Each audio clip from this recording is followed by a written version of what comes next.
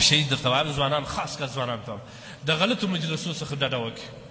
غل که غل جوړېږي د غلط مجلس څخه جوړېږي بل وایي یاره ما خو بله ورځ موقع وویله ته نه راسره ځې څنګه موقع دې وویله ولا دوه کسان سره وباره پرې کور ور واوښتو ښه شان مې یوړل ته به څنګه سې تیار به نه یې ولا ته راسه خو نو ډېر پیسې د دغه مجلس څخه تیار کړي ډاکو یې ځینې جوړ کړي بیا د هغه خوا څخه ویشتل سوی راوړي پلار یې په جنازه شرمېږي قریبان یې په نامه شرمېږي دا د نامه سړی چې دا زما قریب نه و د الله حضور ته به په کوم نامه وراوالي افسوس دا د دنیا د مینې اخره وفا ده ګټایه ګټایې ګټې ګټې ګټې درواغ وایه هر څه وایه ماڼۍ جوړ کړه موټر دې رانیوي اولاد دې په عمل شو هر څه دې وکړل لیکن یو ورځ اعلان اوس مولوي صاحب اعلان وکړي چې ضروري اعلان واوري هغه پلانکی پیډالي غټ حاجي غټ مالدار مړ شوی دی راسه جنازې ته اوس نو ته راسه جنازې ته د ده سره به په جنازه کې په قبر کې موټر ښخېږي سره وسپې مه ښخېږي نه زه هم په سپینه جامه کې یم دی هم په سپینه جامه کې دی دا الله حضور ته واخله هغه دنیا پیسې دولت ټول پاتې شوه عیاشي به د ده اولاد کوي او هلته به په قبر کې حساب د ده سره شوی کومې خوا دې کړې چیرې دې وګټلې والا ما خو د اولاد غم اوس چیرې اولاد یوم یفر المرء من اخیه وامه وابیه وصاحبته وبنیه هغه اولاد هغه میرمن هغه پلار هغه مور چې تا د دې د مړولو دپاره درواغ ویل دوکه دې کول سود دې کوئ او مسلمان ته دې دوکه ورکول غلا دې کول نن د قیامت په ورځ د الله حضور ستا په الله په حضور کې ولاړې ستا څه پوښتنه کوي پیسې د کومې خوا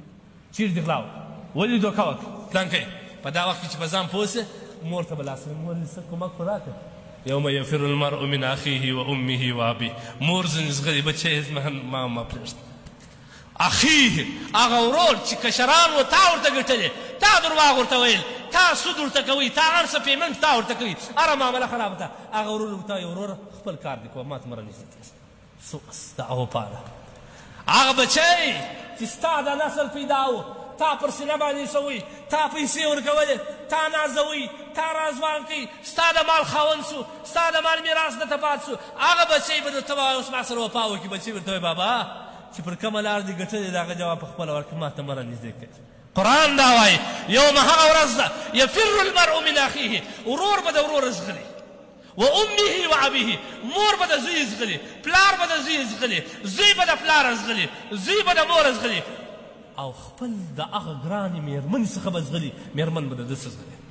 یومئذ لکل امرئ یومئذ شأن یغنیه هر یو به خپل په غم باندې اخته د بل څه به مستغني دا حساب کتاب په موږ را روان دی چا ته ډېرې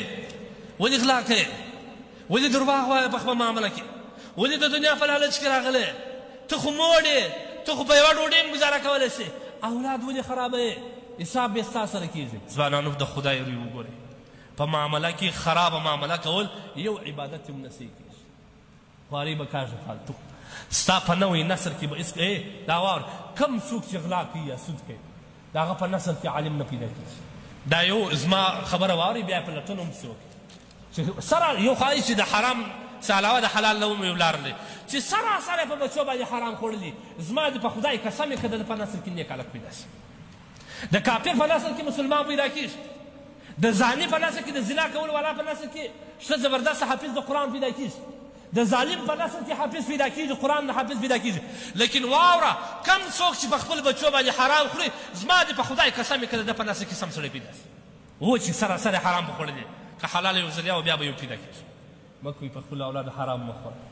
دوکه مه کوه لس روپۍ به په دوکه زیاتې ګټې مې ګټې قناعت وکړه په لس روپۍ درواغ مه وایه سود مه کوه پیمنټ مه کوه او زوړ شی په نوي مه ورکوه کم اصله په اصلي مه ورکوه خپله به دې په زندګي کې آرام او سکون او راحت راسي نن زموږ زندګي څه چین نه لري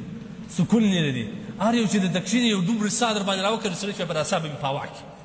څه کوې زمړه څه پېښه ده اوه مولوي صاحب پوښتنه مناسب زړه مو د شنه غمو ډک چش دی په کاروبار کې هغه رقم مال دی په کور کې مې دا حال دی ولې دومره بېچینه یې